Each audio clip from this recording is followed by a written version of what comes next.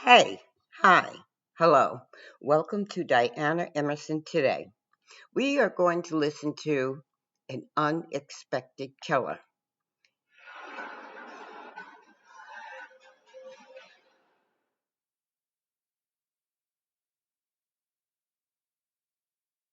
It's coming. It's coming. There we go. We got it. And I will be working on the sound quality.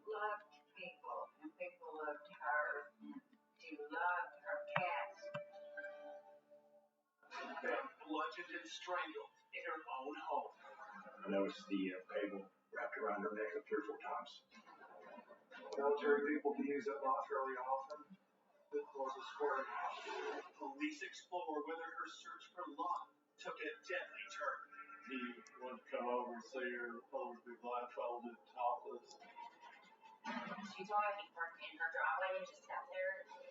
Hit that mode between the stalker. Until a shocking discovery.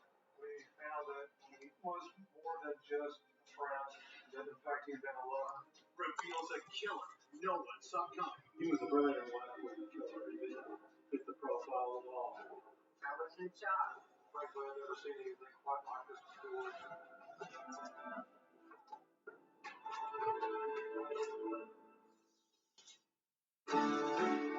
Wichita Falls, Texas, a former oil boomtown that grew into a small city. Wichita Falls is a town of about 100,000 people and about 130 miles west of Dallas. It's quiet community. We're very close-knit community. It does have a small town feel to it. It's not difficult to get to know just about everybody in the town. But the town's sense of security is shattered on the morning of January 6, 2003, when police get a call from a woman who says she's just discovered her friend's lifeless body in the bedroom of her home. I was a rookie police officer, and we got this call that somebody found the body. And we rushed over to the scene. When we arrived, I remember seeing her friends, and they're very upset. The frantic couple tell the officer the deceased woman is 28-year-old Samantha Lazar.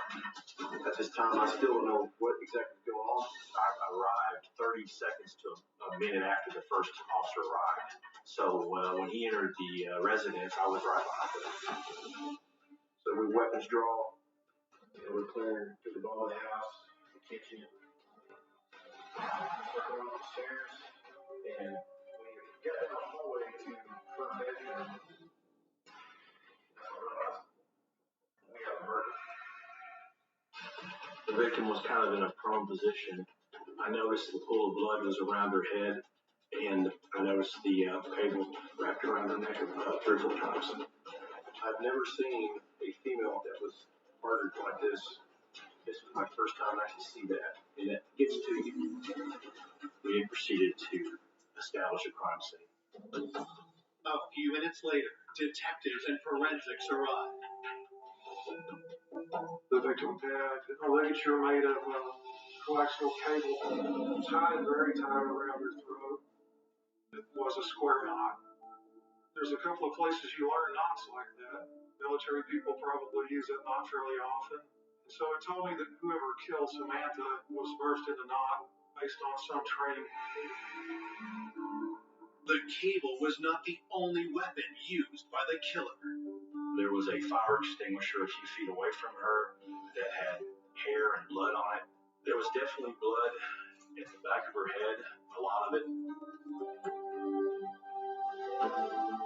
There were some handprint, rich detail on the fire extinguisher that appeared to be in blood. It looked like there was some fingerprint detail even on the coax.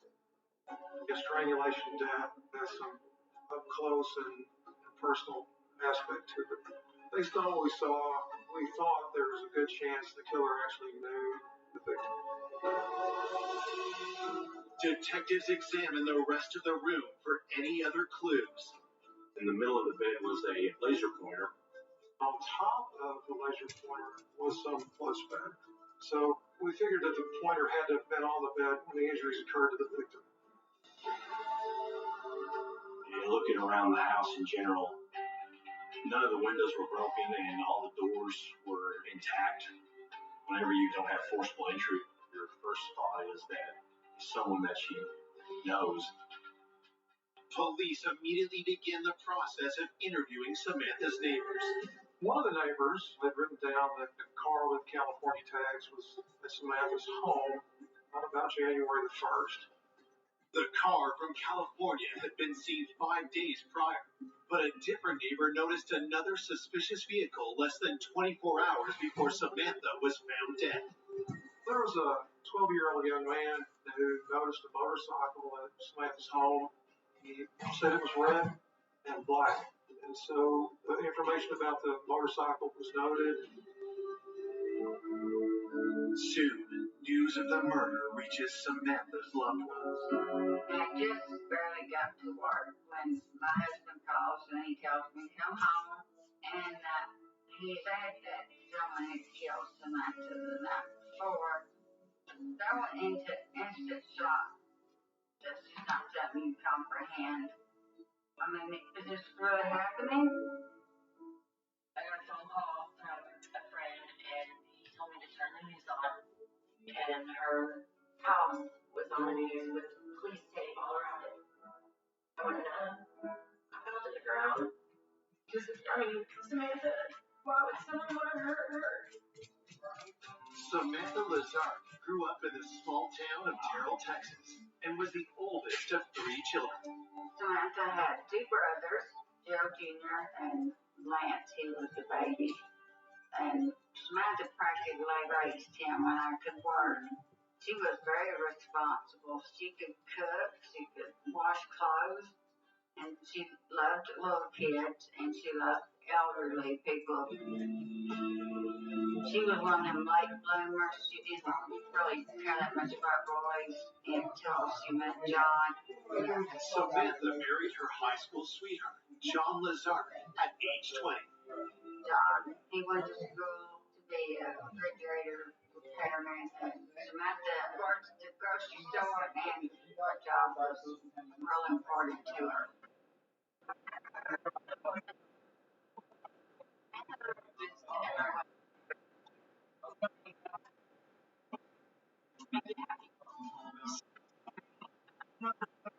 She loved her kids. She loved music, and she just loved her tattoos.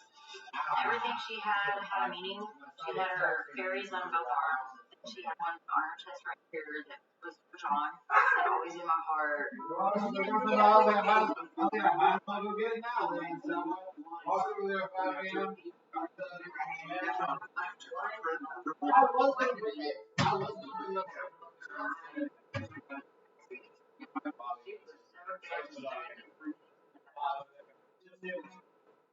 Samantha picked herself up, and several months later, she began dating again. Samantha's confidence definitely changed. I think Samantha was just trying to have fun, back into the world, trying things. Who killed this vibrant and kind young woman, and why? To try to answer these questions, police interviewed the couple who found the body, Lori and Donnie Nieves. With Lori and Donnie, as they were the last ones in the home before the police arrived, we certainly needed to make sure that there was no information that would tie either one of them to the actual murder. Detectives start with Lori, who says she and Samantha were co-workers. Lori described herself as being a good friend of Samantha's, and she said Samantha didn't come to work, which was very unusual. She didn't answer the phone.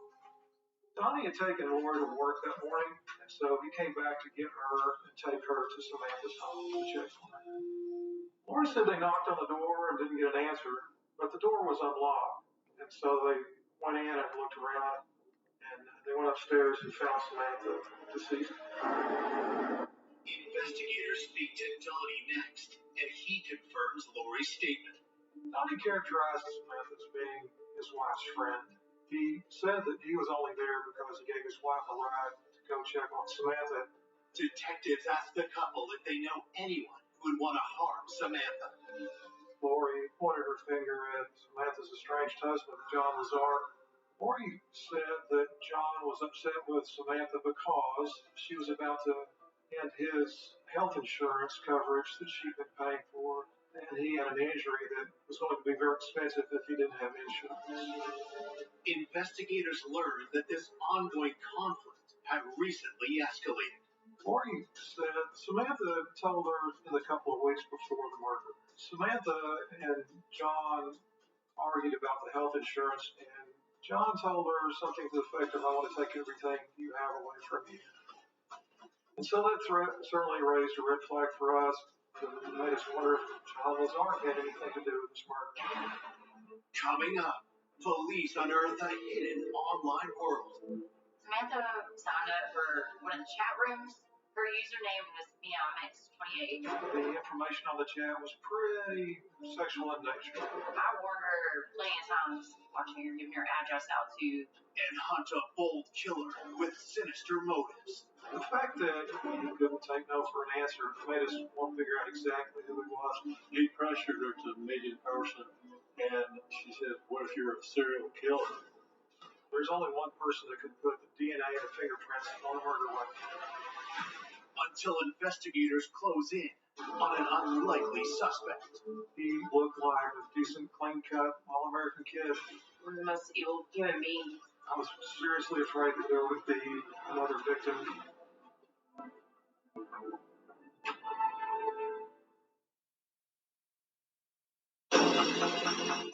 Police are investigating the violent murder of 28-year-old Samantha Lazar.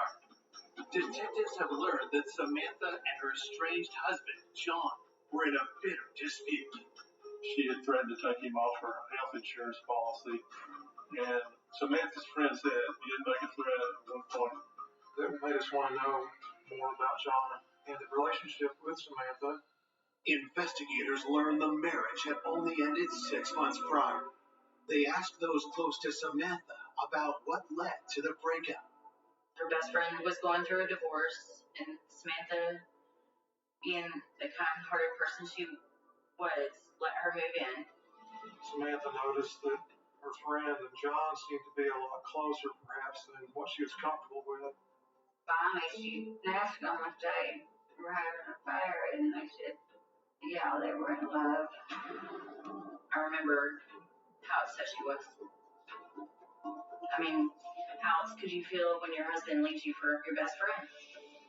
John moved out with his new girlfriend, but remained in Samantha's life. They were separated, but John moved back in with Samantha. When he kept moving in and out, it was hell because he wouldn't leave her alone. Samantha finally told John to move out for good so she could get on with her life. But John was still dependent on her health insurance. John, when he's 18, a car fell on him when he was working underneath it and messed up his back. He was really anxious about the insurance. Investigators bring John into the station. During the interview with John Lazar, he said that he and Samantha had sorted out the insurance and that she was not going to terminate his health care coverage. John also denies that he threatened Samantha like her friend claimed. But as he talks, detectives notice a suspicious detail. He had some small injuries to his hands that we wanted to talk to him about. John explained that he cut his hands while moving a table. The night of the murder, John said that he was with his girlfriend and that she in fact confirmed his alibi. If I were in love with somebody and they killed somebody else, I may lie for them, but there wasn't anything to contradict what he said. We asked John for fingerprints and a sample of his DNA. He agreed to do that. Police have nothing concrete to tie John to the murder. But before they let him go, detectives ask who he thinks might want Samantha dead. John Lazar told us that his estranged wife was online dating. John said he told her it was risky. He might run into some dangerous people. Investigators set out to verify John's claim. We interviewed Samantha's friend, Lisa, and Lisa told us that she knew that Samantha was in fact online dating. Samantha told me one day that she signed up for one of the chat rooms. It was someone who got I was wondering why. I looked at these and I said, well, he got, oh, no, it's not the one. It was Okay, now they're going out. She was 28 years old. No, not mine. Won't fit. When she started meeting these guys online, I said, you don't know these people. Do not let them come to the house already. And I could tell she didn't want to get out. She was really bad. If you have further slide examine Samantha's conversations with people online, making arrangements to meet people that she chatted with online. Investigators compare the messages with details of Samantha's dating life provided by her friends. Police have told us that Samantha was dating a man named Chris, and she'd spoken with Samantha the evening of the murder, in fact, and that Chris was at Samantha's home visiting with her. I did not know Chris. I never met him. I know she really liked him and liked hanging out with him. She said Chris was over at her house that evening when she called me. I bought her the latest season of Friends to the DVD, and she said, we're going to watch Friends. I'll call you tomorrow. And that's the last time I talked to her. Police determined that the call with Lisa around 6 p.m. was the last contact anyone had with Samantha. She was found dead the following morning, just before 10 a.m. Because Chris was with Samantha shortly before she died, we really wanted to look at it to see who Chris was and where he was. Investigators searched for Chris in Samantha's online chats. However, they find her most recent correspondence, only 2 days before the murder, is with a man who goes by the username I Am Elliot. I Am Elliot said that he had recently lost his wife, and Samantha said, well, I've recently lost my husband to my best friend. I Am Elliot seemed very sympathetic to her in their messages, and she seemed to respond to that. We weren't sure who I Am Elliot was. Her conversations with I Am Elliot did seem pretty innocent, and there was an association with the name Chris, so the investigation moved on from there. Detectives dig deeper into Samantha's chats, looking for messages with a darker tone. So the forensic lab was able to retrieve a chat with somebody initial KS, and the information on the chat was pretty sexual in nature. This individual pressured her to meet in person almost immediately, and so that raised red flags about him. He wanted to come over and see her, told her to be blindfolded, topless, and ironically, he said, what if you're serial killer? But in the end, she went along with it. Detective suspicion only grows when they realize the chat between KS and Samantha is dated January 1st, just 5 days before the murder. One of the number we watched people have seen it Mercedes with California license plates on it that had been at her house January 3rd. It had all of the signs that we were on the right track with this guy. So we ran the license plate number, and the lieutenant came back to Christoph Flora. Could Christoph Flora, KS, be the Chris who was with Samantha just hours before she was found dead? Samantha's best friend said that the night she was killed, she was with somebody named Chris. So we said, hey, maybe this is the Chris that we're looking for.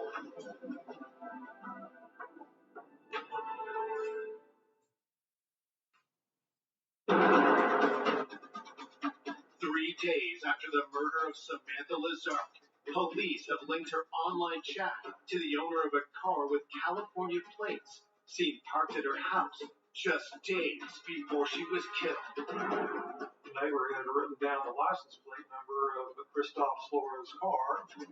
Police believe that Christoph is the man behind the username KS.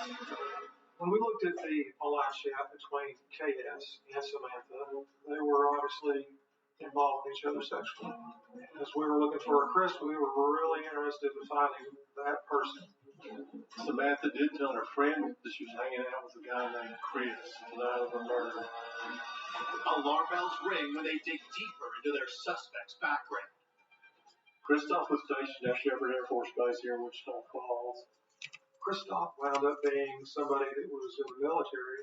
There was a perfect square knot in the ligature that killed Samantha, and I've already thought that somebody perhaps with a military background knew that square knot. While officers are sent to bring Kristoff into the PD, detectives receive Samantha's autopsy report. The cause of death was strangulation, and that the coax was the means. The report also shows significant blunt force trauma to the back of Samantha's head. I think it would be really hard to just strangle somebody with a cable. I suspect that the fire extinguisher was used to incapacitate Samantha so that she couldn't fight back. There was no evidence found during the autopsy or any other testing to show there was any kind of sign of sexual assault. Forensic analysis of the murder weapons gives investigators hope that the killer will be identified. From the lab, we learned that the coax had, and that the fire extinguisher also had DNA from who we believed would be the killer. The evidence that came back from the lab was very powerful. Fingerprints were on both the weapons, so it's pretty clear that if we could find one person that matched all these pieces of evidence, that we had the person that committed this crime, not just beyond a reasonable doubt, but beyond any doubt. Armed with new insights into the murder, police head to the local Air Force base to look for their number one suspect. When we tracked him, Chris Laura, we asked him if he would come in for an interview, and he agreed to do that. He admitted that he had had a sexual relationship with Samantha, but they didn't have a whole lot else in common, and he said he hadn't seen her for some time. Investigators ask him to explain why witnesses saw his car outside Samantha's home on January 1st, just 5 days before she was killed. At that point, he did not have anything to do with her death or being over there for the murder. Police want to know where Chris was the night Samantha was killed. Chris Laura said that he spent the day with some friends in the batting cage and offered up the names of his friends. We followed up that information by interviewing his friends, and they assured us, in fact, Chris Laura had been with them during the day and into the evening that day. Detectives conclude that Chris Laura was not the girl that Samantha was with when she called her friend at 6 p.m. But they can't rule him out as the perpetrator, since the exact time of her death is unknown. Even though his alibi was pretty good, it wasn't every time. And so Chris Laura provided prints and DNA sample for us. With no hard evidence against Chris Laura, he's free to go. 4 days after her murder, family and friends gather to lay Samantha to rest. Samantha's funeral, it was packed. It was full of people that loved her. It was beautiful. She had a really big funeral. It was just hard. Nobody should have to bury the child. And the way she died was so hard. Okay, I'll be right back. Okay. Okay. Yeah. The next day, detectives ask Samantha's friends But in if fun. they know of any other men she may have been involved For with now. and received Huh? stunning new information. No. You showed me something. I couldn't see what it really was. It was? Oh, okay. Oh, yeah. Okay. Thank you. Okay. No, I didn't. We didn't need a whole tub of butter. Mm-mm. Okay. After the funeral, Samantha's friend Lisa said that Donnie was more than just a friend, that in fact he'd been a lover. Rory was a good friend of Samantha's and also a co-worker. Samantha told me that Donnie and her had a short, intimate relationship shortly before she was killed. Samantha definitely felt guilty about it. Once we realized that he had been a lover of Samantha's, we had to look at him more closely. He'd not been forthcoming before about this affair, so it makes you suspicious that this person has something to hide, and maybe what they have to hide is they're involved in the crime. That is a red flag.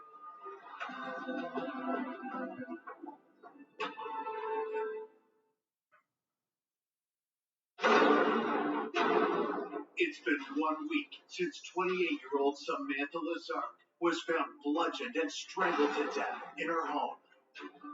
Now, investigators have learned that Samantha had an affair with the man who discovered her body. When Donnie Nieves was first interviewed, he failed to mention that he had been intimate with Samantha. When we interviewed Donnie again and confronted him with the question, were you lovers with the victim, he admitted that he was, and it had been a very brief, intense relationship.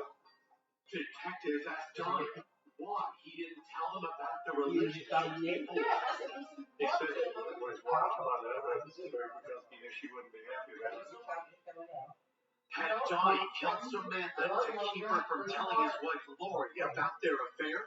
We kept digging in to see if there's anything that would connect him to the murder. Donnie insists he did not kill Samantha and begs investigators not to tell his wife about his infidelity. We asked him if he'd give DNA and fingerprints, and he cooperated. Police let Donnie go, and while they wait for his DNA and fingerprint results, investigators uncover another suspicious exchange with an online suitor in Samantha's chat room history. His username was Death Metal. Samantha formed a relationship with Death Metal based on their mutual enjoyment of that kind of music. The messages suggest the pair had been on several dates, but then something changed. From the correspondence, he thought it was a pretty good relationship. And then all of a sudden, without warning, she just told him she wanted to break it off. The relationship may have been over, but the man continued to send Samantha messages. The fact that Death Metal couldn't take no for an answer certainly made us want to look at him pretty close and figure out exactly who he was and interview him. Had the man been so enraged by the rejection that he murdered Samantha? Police asked Samantha's friend Lisa if she can help identify Death Metal. Samantha's friend Lisa said it was a guy by the name of Connor Days. Connor was the one that really got to her, made her nervous. I warned her plenty of times, like meeting people online, watch your back, watch who you're giving your address out to, your phone number, and he was the only one that really stands out in my mind that he scared her. He just wouldn't stay away. He left notes on her door, even though Samantha told Connor that she didn't want to have anything to do with him any longer. And that kind of freaked her out a little bit. Samantha told me one day he parked in her driveway and just sat there, and she'd call me, and she wouldn't know what to do. Connor fit that mode of being a stalker, coming around a lady's house all times of the day or night. And that stalker profile is the one that can lead to someone in a murder. Connor looked really good for this, only he wasn't a Chris. But Samantha dated him shortly before the murder, and we certainly knew we had to find him. Investigators track down Connor and bring him in for questioning. When we interviewed Connor Days, he was pretty nonchalant about the whole thing. He didn't seem to have a lot of interest in the fact that she was dead. And that was either absolutely didn't do this or I'm trying to throw you off. We weren't sure which one it was. Police asked Connor why he wouldn't leave Samantha alone after she broke off the relationship. Connor admitted he kept coming back around even though she didn't want to see him any longer. And it wasn't until she pressed the issue that he actually left her alone. And so when I asked for his whereabouts at the time of the murder, Connor said that he was home alone and he didn't have anyone else to substantiate that claim. And that's a problem. Connor was asked during the interview to provide a sample of his DNA and prints for us. With no hard evidence linking Connor to the murder, he is released. 3 weeks have passed since Samantha was found dead, and investigators still haven't found the elusive Chris that was with Samantha the evening she was killed. There had been an awful lot of work done, and we still hadn't solved the case. There was kind of a frustrated feeling that the person hadn't been caught yet. As they await news of an arrest, those closest to Samantha struggle with the pain of losing her. The mental images, imagining her maybe crying out for her mom or her dad or even me, somebody to come help her. It just makes me sick knowing someone could do that. Like one of the most evil human beings. I couldn't grasp the thought that my daughter was gone and she wasn't coming back. 1 month into the investigation, police are running out of leads. But then they receive the forensic results they hope will blow the case wide open. When you get information about whose prints and whose DNA is on that correctional cord that they're running through, that's just the place where you work to be. There's only one person that could put the DNA and the fingerprints on the murder weapon. That was the killer.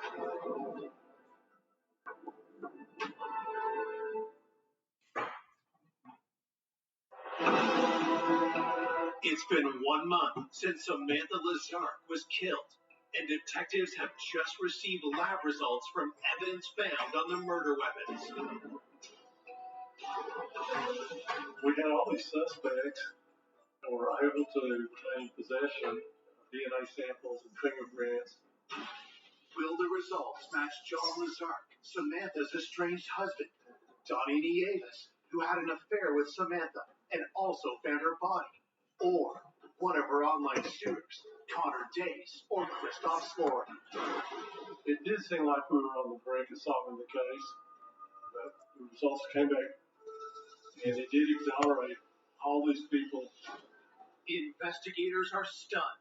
The DNA and fingerprints don't belong to any of their suspects, or even anyone in the police database. We're hoping for a match, and it's a little disheartening when you think maybe you've got something, and then it turns out not to be at all. I talked to the DA and the lead detective, but I didn't know what to do. I was in shock. It did concern me that Samantha was never going to get the justice that she deserved. With the investigation back to square one, police review all the evidence and statements they've collected so far in their hunt for Samantha's killer. While we were looking back through the notes, we remembered that there was a youngster in the neighborhood that said something about motorcycles having been around the night that Samantha died. So we asked the computer forensics people to look for the keyword motorcycle, and they came back with information that, in fact, I.M. Elliott said that he had a motorcycle. When detectives previously looked at chats between Samantha and I.M. Elliott, they didn't find any red flags in the correspondence or any indication his name was Chris, so they moved on to other leads. Our conversations with I.M. Elliott had seemed pretty innocent, and during the correspondence, he told me he worked out at Metro Photo. Metro Photo was a camera shop in Wichita Falls. Investigators rushed to the store, hoping to locate their new suspect. The 12-year-old said the motorcycle was red and black. And we went by the camera shop, and there was a red and black really interesting motorcycle. It's an aha moment, if you will. We ran the plates on the motorcycle. We found out it did belong to a person named Christopher Kyle Russell. Tag came back to Chris Russell. And we said, Chris, aha. It made it even a bigger aha moment for us. And that's when we decided it was time to know more about Chris. And Chris Russell was enrolled at Western State University here in Wichita Falls, taking some criminal justice classes. He looked like he came from a good home, and he was a decent, clean-cut, all-American kid. His family was well-to-do, respected members of a large church here in town. His profile was almost too good to be true. Our first interview with Chris was a trip to Metro Photo, where we went in and asked him to come with us, and he did. At the station, investigators begin by asking the 21-year-old if he was with Samantha on the night of her birth. He was polite, but he declined to give an interview. He was asked to give his DNA samples and fingerprints, and he said he needed to talk to a lawyer before he did anything. Even though it's Chris's right to tell us no, Maybe it's because he has something he didn't want us to know. So we served Chris the search warrant in order to obtain prints and DNA from him. As detectives wait for results, they continue to look into Chris Russell's past and discover he served in the armed forces. Chris had in fact been in the Marine Corps, but only for a matter of days.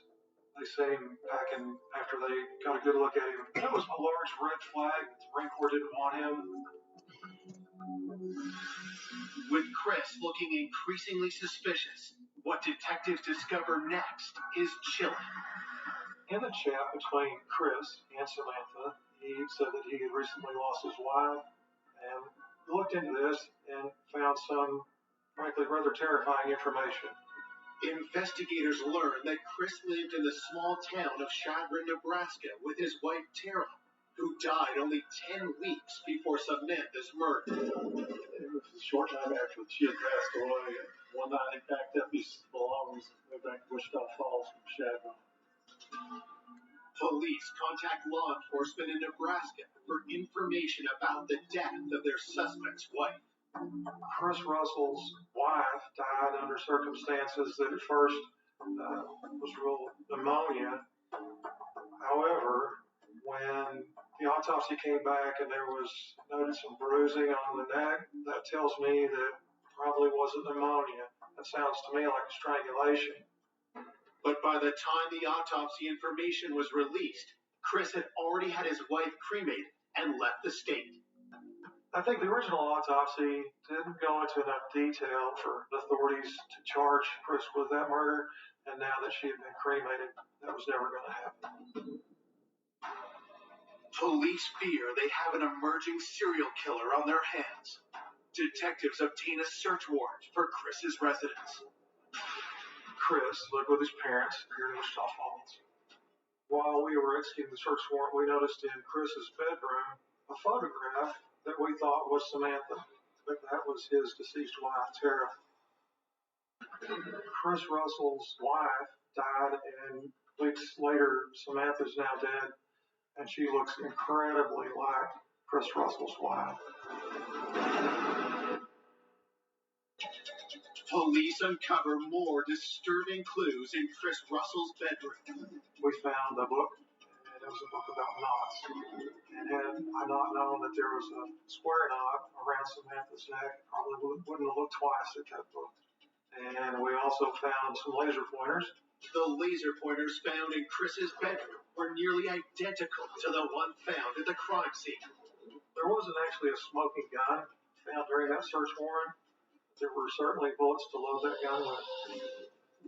Investigators seize Chris's computer and confirm that he's the man behind the username I Am Elliot. But as they start reviewing his chat logs, police discover another troubling detail. We found that Chris not only was he seeing Samantha, but he was seeing another young lady from Wichita Falls as well. Fearing that their killer could strike again, police rush to track the woman down. I was terrified about her. I was seriously afraid that she would be another victim in what looked like a continuing pattern from Chris Russell.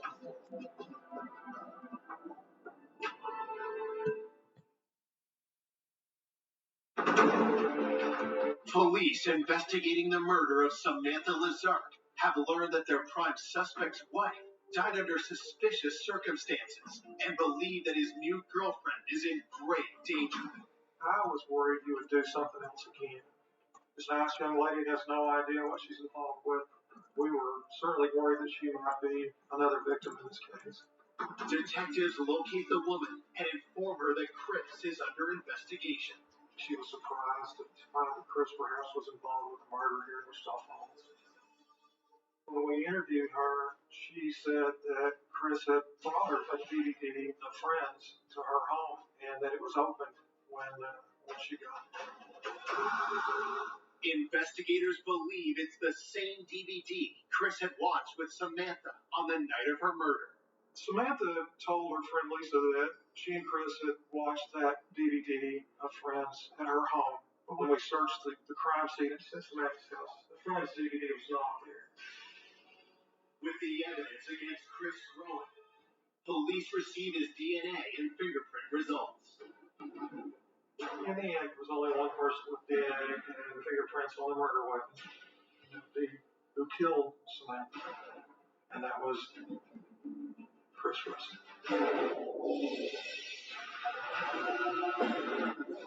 We arrested him at work. As I recall, he didn't seem surprised we were there at all. In fact, he didn't have anything to say about it. At trial, prosecutors put forward their theory about how the murder unfolded. The day of the murder, they were having a nice Sunday afternoon together and went up to her house, and her friend Lisa talked to her on the phone and things were still going good when he was there, evidently. Maybe Chris brought her a laser pointer so that she could play with her cats. Then something happened that caused him to be angry. First thing was a surprise attack from behind. Bruises were all on the back of her head. He knocked her to the floor. At that point, the coaxial cable was in connection with the television set, and he had evidently ripped it out, which indicated a person who was very angry. And she desperately tried to fight him off. At the same time, he starts looping that coaxial cable around her throat once, twice, then a third time. And then he ties the knot there. And all the time she's getting weaker, his blood is flowing out of her body. Then he drains the life out of her. With no confession from Chris, no one knows his motive for murdering Samantha. You'd always like to know exactly what happened at the Lazark home that night, but something caused him to decide that he was going to kill her that night.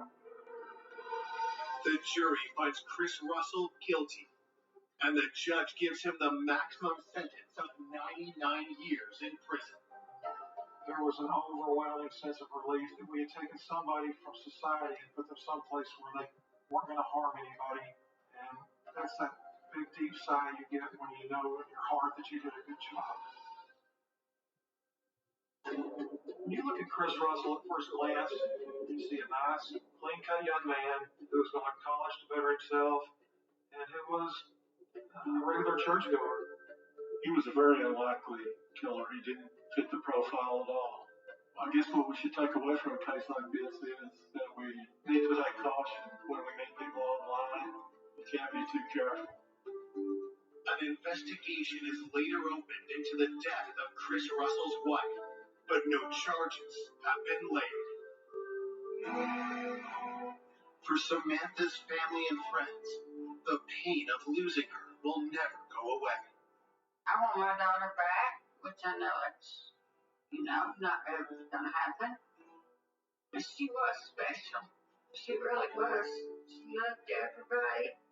She loved her mama the best. But I don't know what to say. I don't know. We can't get her back. That day, Chris took my best friend, an amazing person, a person that can never be replaced in your life. I know she's watching down on me. I know she tries to protect me, and Samantha inspired me to definitely not take things for granted and then just live each day, make it the best I can. She's just made me a better person.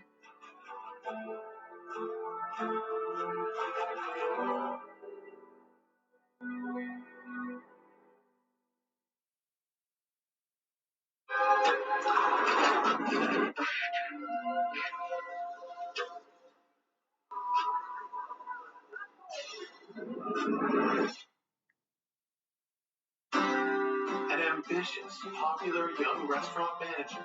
She was a tremendous young person who had unlimited potential. We always saw it just like the world on fire. Is found beaten, stabbed, and suffocated. The person who did this absolutely wanted to guarantee the chief's death. Whoever did it ransacked the safe. Something that brutal had to be more than just a robbery. Detectives uncover a history of workplace conflict. He didn't like to be told what to do. He scared me. I was uncomfortable around him. For me, that was a red flag. With the community on edge, another attack leaves them living in fear. Such a similar homicide, a lone female employee and the use of a knife. You don't know if somebody's lurking out there and they're going to do it again. And new evidence confirms disturbing suspicions. The lab informed me that there was a match. I just couldn't believe what was happening. Like, when am I going to wake up? Terry's murder wasn't what it appeared to be.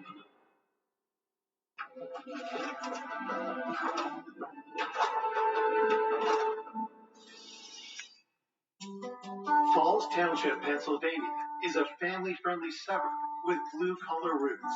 Falls Township is a community in Lower Bucks County, Pennsylvania. It was built up around the U.S. Steel Mill in the 1950s.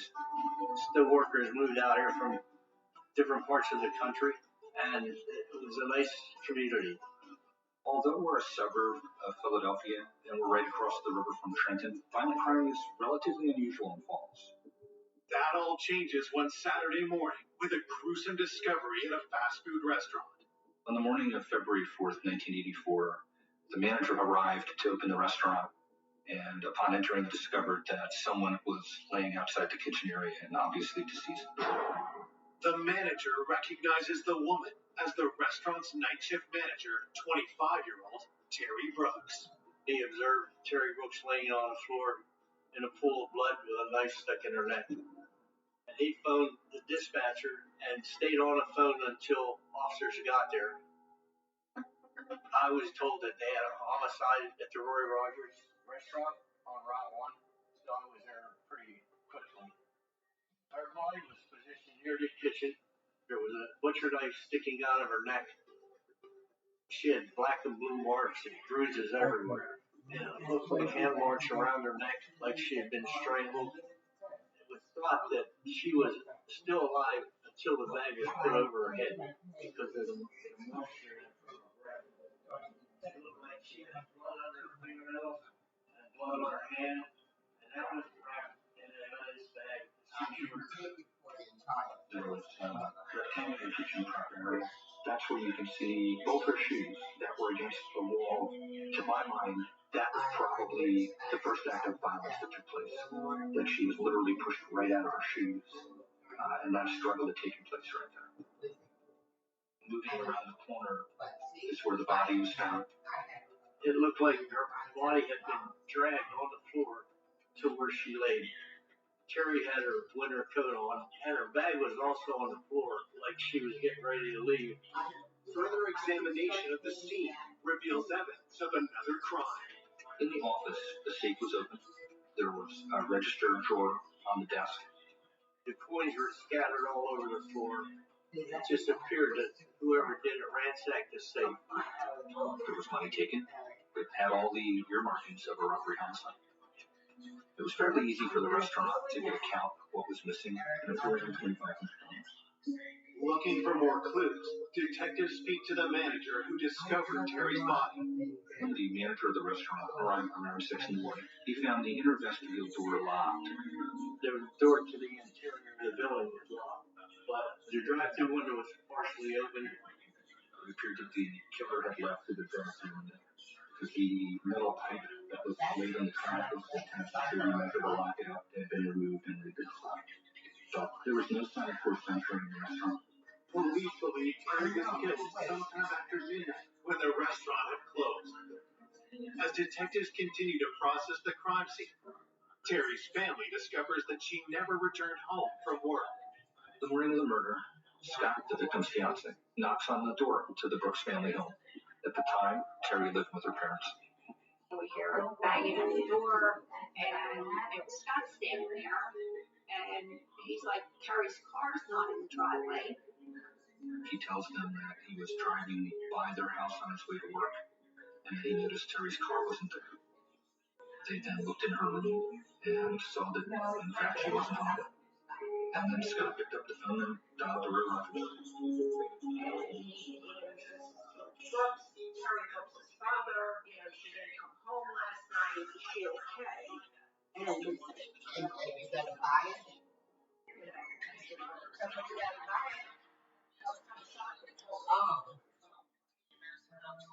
I just couldn't believe what was happening.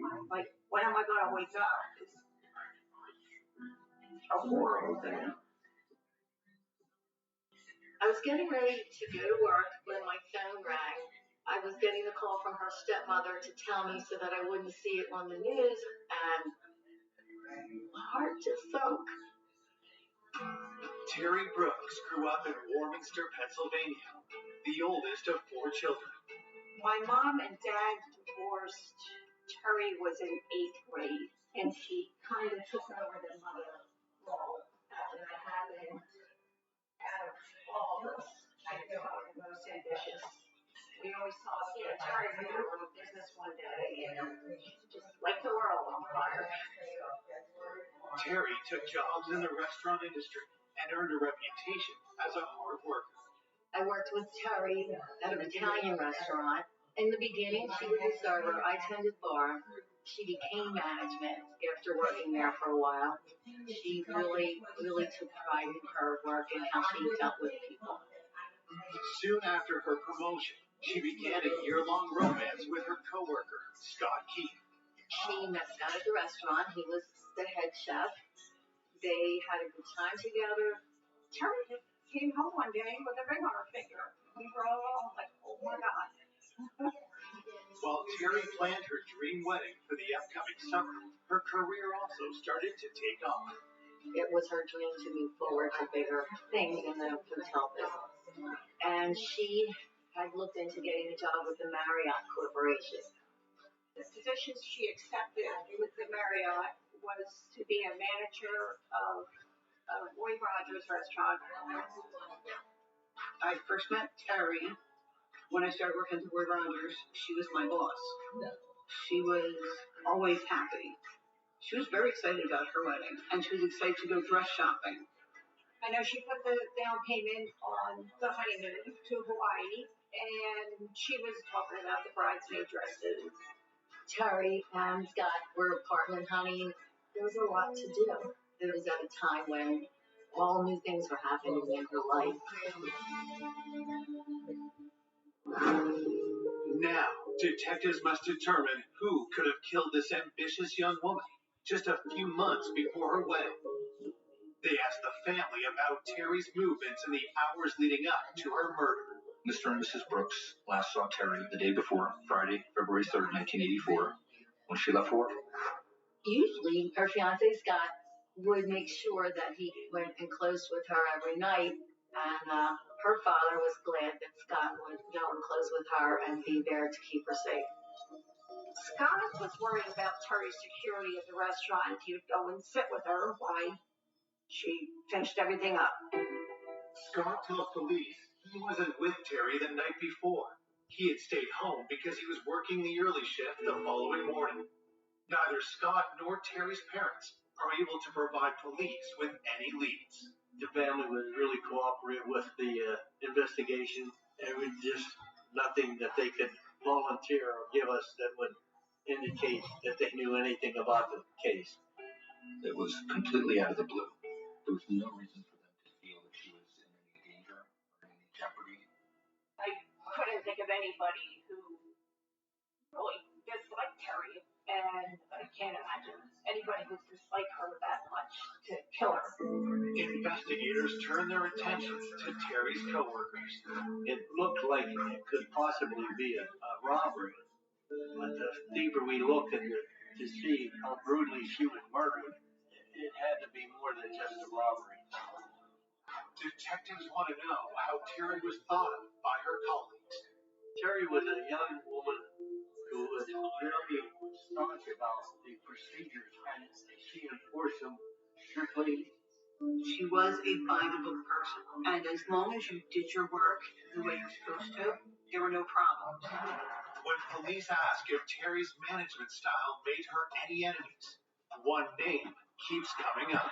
Steve Daly was an employee that didn't adhere to the procedures. He was a little hot-headed. Steve scared me, to be honest. He was very rough, quick to anger. I was uncomfortable around him. Detectives learned that just weeks before the murder, the tension between Terry and Steve hit a breaking point. He ended up getting fired, and he wasn't too happy about it. You've got this former employee who had a clear animus towards the victim and is fired. by the victim. And add to that here's an employee who knows how the restaurant operates, who knows the security procedures. He's got the kind of knowledge to be able to commit this crime. So this is somebody who now rises to the top of the list. Coming up, police zero in on a suspect. Fingerprints were found on one of the murder weapons. At that point, he admitted he took the money from the office. But conflicting statements frustrate detectives. It was completely a misdirection, a diversion. How can somebody do this and get away with it? Until the investigation takes a jaw-dropping turn. The polygraph operator said he was lying. It caught me by surprise. I remember him all of a sudden blowing up. It was the turning point in the investigation.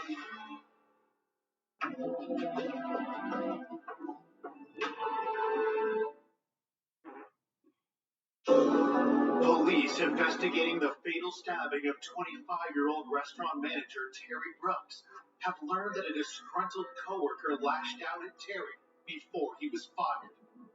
If you threaten somebody and they end up dead, you'd have to look at them and look at them seriously. Steve Daly was a former Marine and had a difficult personality. He didn't like to be told what to do. Just weeks before the murder, Terry and Steve had a major blowout. There was an occasion at work where Steve Daly was told to make a hamburger for a customer, and he had just closed out that workspace, so he didn't want to reopen the workspace. And I remember him all of a sudden blowing up. Steve lost his temper, was screaming and yelling. He became explosive at one point, even calling Terry a bitch. Terry was alarmed by Daly's behavior.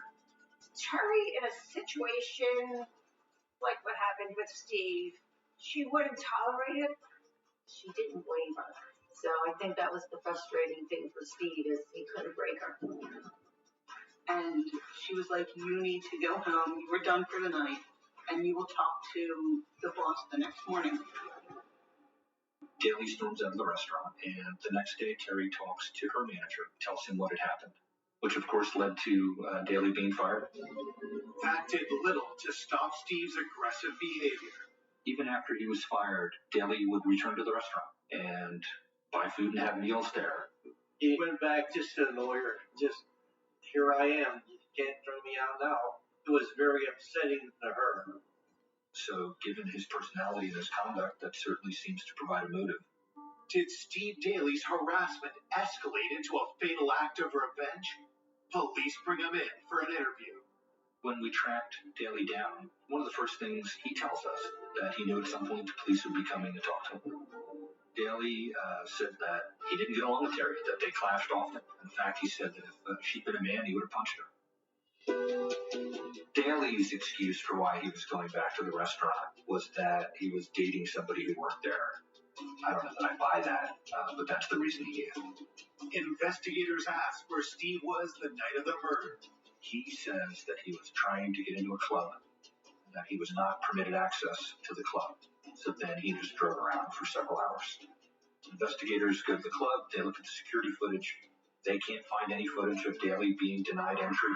So this is not a hard alibi that can allow you to say, okay, this person's eliminated. Just the opposite. With no way to prove his whereabouts when Terry was killed, police asked Steve to take a polygraph. So a polygraph is a useful investigative tool. It can help us rule people in or out. So Daly agrees to take the polygraph. And without question, he passed. This guy looks like a good suspect. So when you have momentum build like that and then it crashes to a halt, it's hard to swallow. Police can't verify Steve's alibi, but with no evidence against him, he's free to go. Stephen Daly was pushed down lower on the list of suspects, but you never eliminate somebody until you make sure that they are completely not involved. Investigators turn their focus on the Roy Rogers staff who worked with Terry the night of the murder. During the investigation, we knew that we had to interview the employees to see what the atmosphere was when they left, if there was any arguments. Everybody consented to have their fingerprints taken. The evening that Terry was murdered, there were 4 employees that she was working with: Patricia, Ron, Barb, and Dan. And each each of those employees was identified and interviewed separately. Patricia tells investigators that just before closing, Terry discovered that money had gone missing from Barb's cash register. The employees got in an argument, and there was $40 that was supposedly missing. Terry was going to get to the bottom of this. It wasn't a minor event. She took it very seriously. She began questioning different employees. Where did it go? Why is it missing? Terry played everything by the book. If there's any money missing and you are caught being the person that's been hitting the till, there's no tolerance for stealing. Terry cared about her employees, but some people didn't like her because she could be tough when she needed to be tough. Patricia indicated that this wasn't the first time something like this had happened. If you're stealing money from Roy Rogers and you're an employee there, that's a fireable offense. So did this provide a motive for murder? As Terry attempted to unmask the thief, the employees began to point fingers. Barb told Terry that she thought Ron did it. So he's now being confronted with the idea that he took this money, and he actually turned his pockets inside out to prove, hey, he didn't have any cash on him. Could Ron have killed Terry in a rage after being accused of stealing? As detectives look closer at Ron, fingerprint analysis provides crucial new evidence. The employees who worked that night clean up before they closed. Working the later shift, you had to clean up everything, wash all the equipment, sweep them off the floors, wipe down all the tables, stuff like that. So I thought that whoever was in there after closing could have possibly left fingerprints. We began matching out fingerprints that they'd lifted from different services to elimination prints that they'd taken from different employees. And it was discovered that Ron's fingerprints were found on the drive-through window and on the trash bag that was wrapped around Terry's face. Here we go. This is somebody that we need to look at.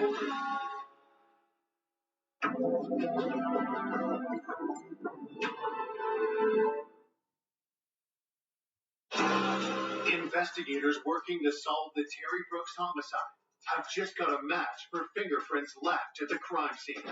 The evening that Terry was murdered, there were 4 employees that she was working with, including an employee named Ron, and Ron's fingerprints were found on the drive-through window and on the trash bag that was wrapped around Terry's face.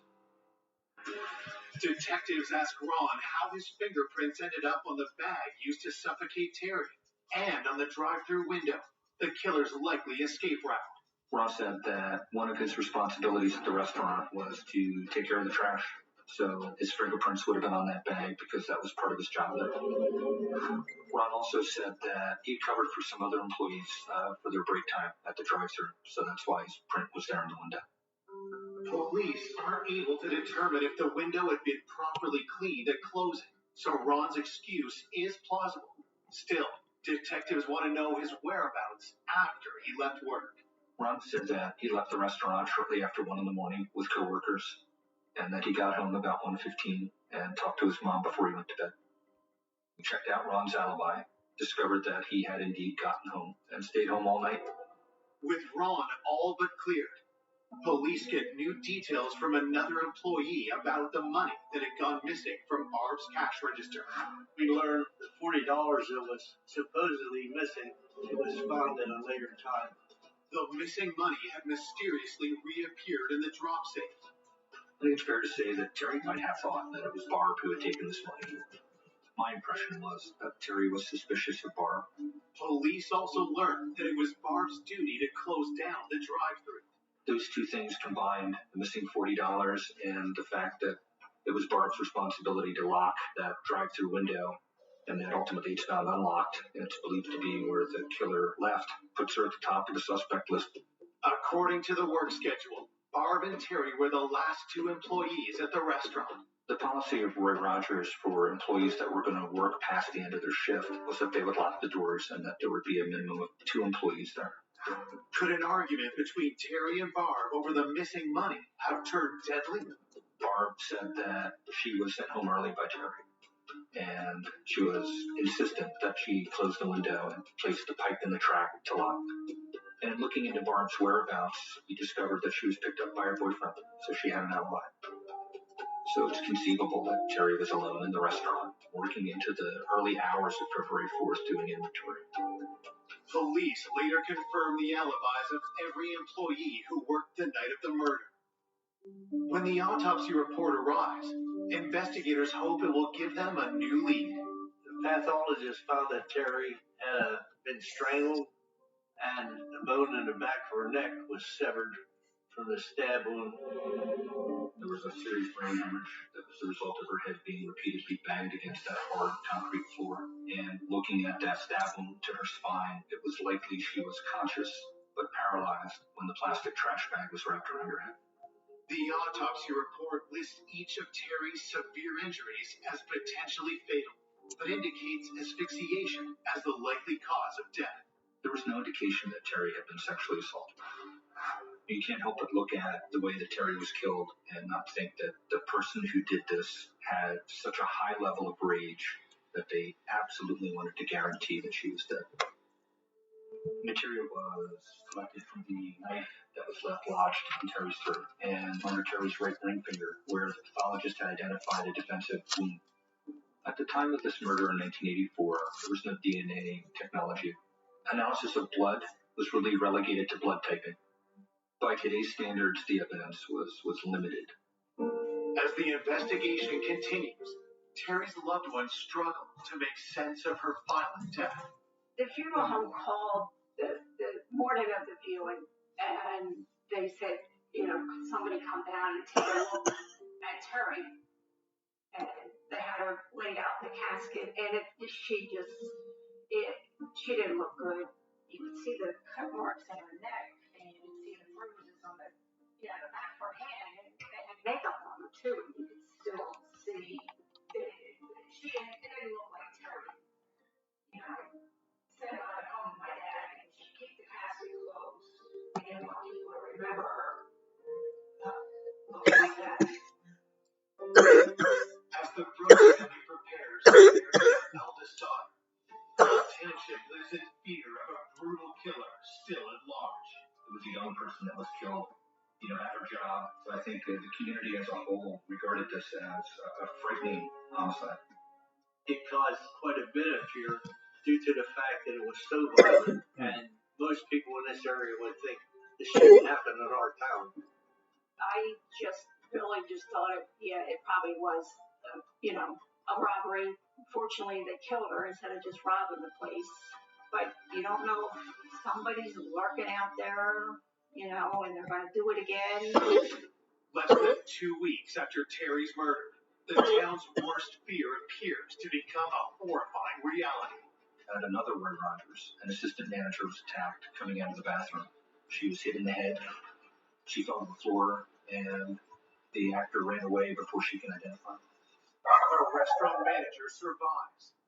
But just a week later in nearby Scranton, there's another brutal attack. A male attacker waited in the parking lot until there was a lone female employee, then made entry into the restaurant. But the money from the restaurant had already been dropped into the safe, so he took the female employee's money and then stabbed her to death. Detectives fear they have a serial killer on the loose. When you take a community that was already stressed, it made it even worse. And if you've got an individual who's going from restaurant to restaurant and just robbing people, and they have no personal connection to the victim, it's terrible. It's a bad much.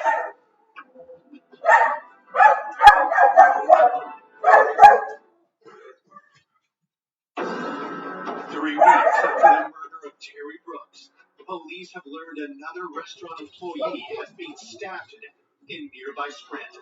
Scranton's just up the turnpike, and it's not really that far.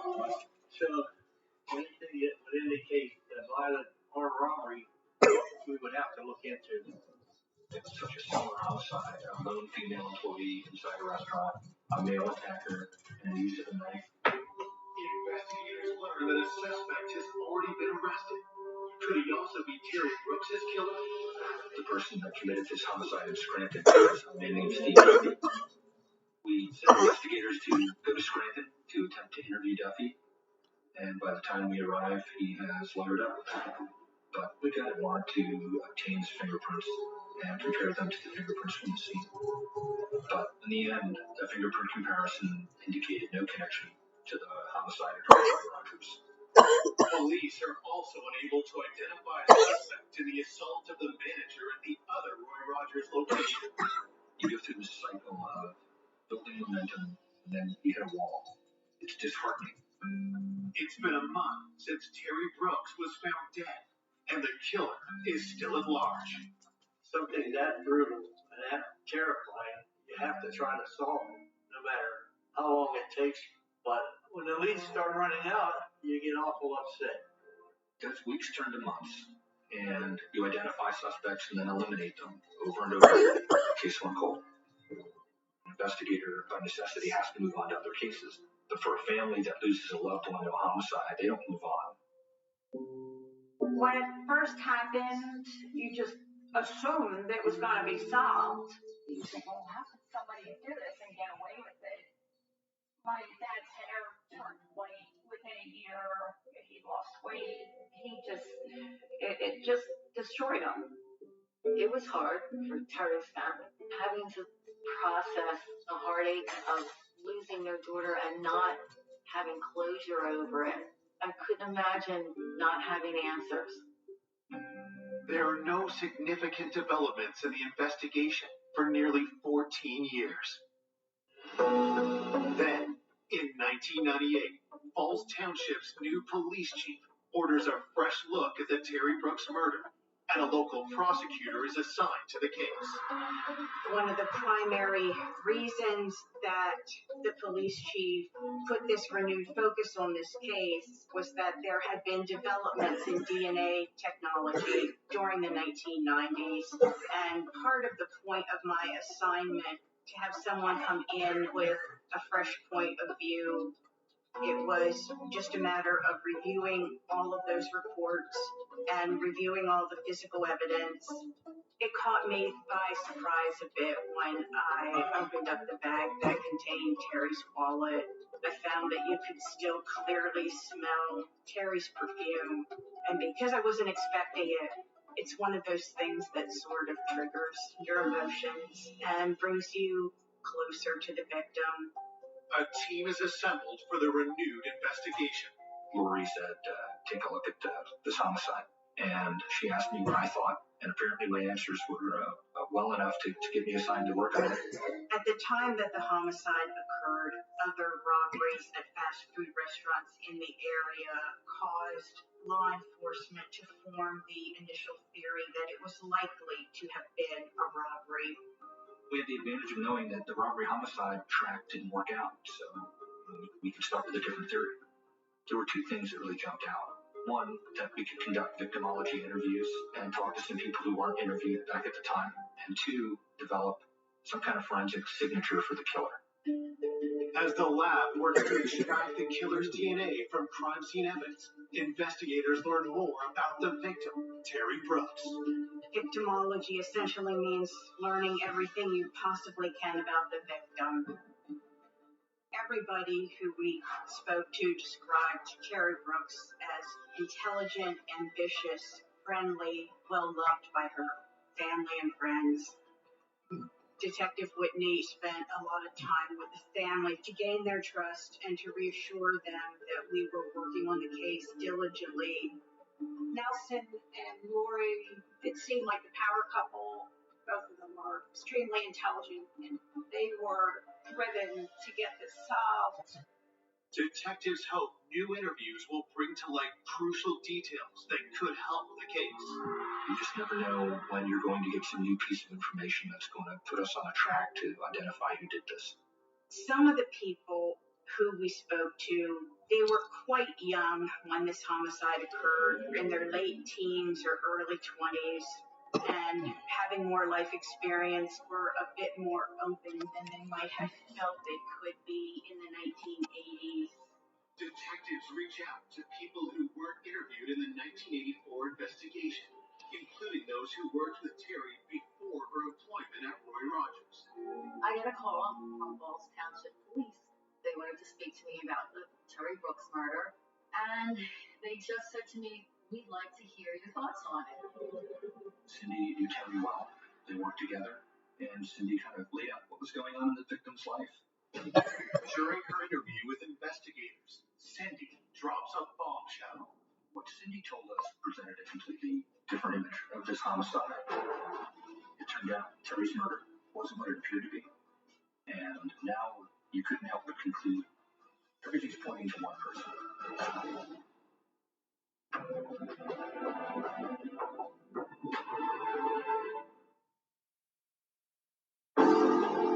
14 years after the murder of Terry Brooks, cold case investigators have just received shocking new information from a friend and former coworker of Terry's. We asked what things did Terry share with Cindy as a friend. And I said to them, Terry and her fiance Scott, their upcoming wedding at first was exciting for Terry. But I proceeded to tell them that the week before Terry had been murdered, she wanted to call off the wedding. She just realized that's not what she wanted. We knew Terry and Scott had just put down a deposit on their honeymoon, and their wedding was upcoming.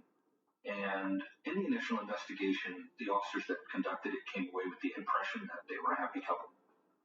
There hadn't really been anything in the report that indicated there were any problems in Terry Brooks's relationship with Scott Keith, but we did learn that Terry confided to some of her friends that she wasn't entirely sure she was going to go through with getting married. Mr. and Mrs. Brooks felt close to Scott. He was the young man that was going to marry their daughter. To her parents, Scott was this loving, caring fiance who would check on Terry and drive by to make sure she was safe and give her rides. Some of Terry's friends had a very different impression of Scott.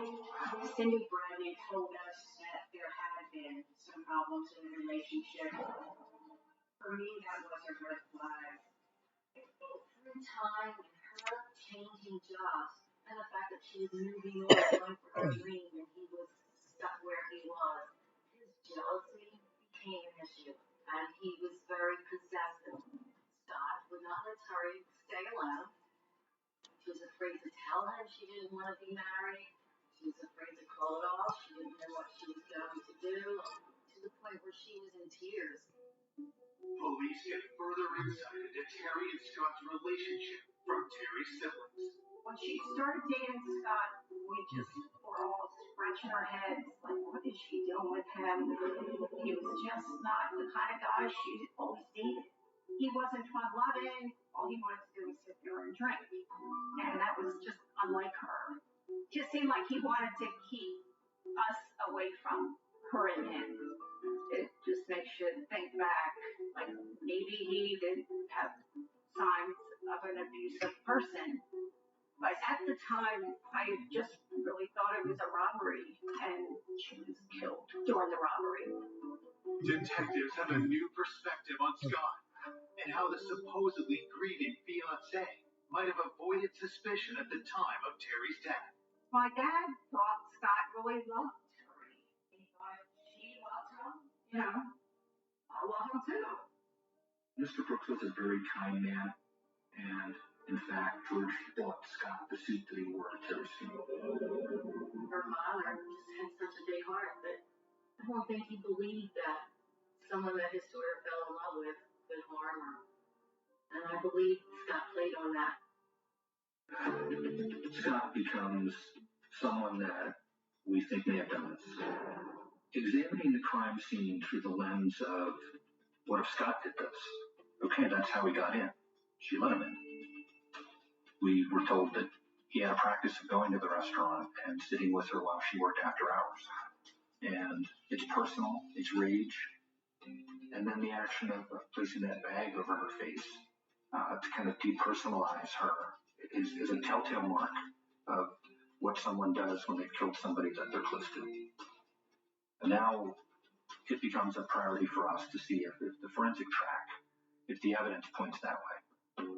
Investigators hope the killer's DNA can be extracted from the crime scene evidence collected back in 1984. It was a potential concern that they might not be able to find any usable DNA due to the amount of time that had gone by. Luckily, the knife that was left lodged in Terry's throat and the material collected from under Terry's right ring finger, where the pathologist had identified a defensive wound to that area, yielded an unknown male DNA profile. It was highly unlikely under the circumstances that DNA material would have come from anyone other than the perpetrator. The next thing we had to do was obtain a DNA sample from our suspect. Scott Keith did not have a criminal record at that time. He didn't have any DNA samples on file with an agency such as the FBI. One of the things that we learned from the laboratory expert was that cigarette butts are an excellent potential source of DNA because they have saliva on them. And at that point, we actually knew what kind of cigarettes he smoked, and we knew where he lived. Police had to plan to secretly obtain a sample of Scott Keith's DNA. We didn't at that point want to obtain a subpoena to obtain DNA from him directly because we wanted to interview him first. We wanted to set that up in the most advantageous possible way, and we were concerned that he was a flight risk. It was very important to us to be very careful about who knew he was a suspect and who we shared that information with. It was also very important to us to not be caught doing surveillance. In 1998, Scott's life had kind of come full circle from where it was in 1984. In 1984, he was living at home with his parents. He had gone on to live with a girlfriend and then marry. They had a child together, but then they split up and got divorced. And in 1998, he was back home living with his mom. Under Pennsylvania law, trash was considered to be abandoned property once it was put out in front of the house for collection. So Detective Whitney immediately took custody of it, took it directly to the laboratory that was doing the DNA analysis. I knew I was going to get a definitive answer one way or the other. Could be him, could be somebody else. It was that anticipation of I'm going to get a final result here that's going to matter a great deal in this investigation.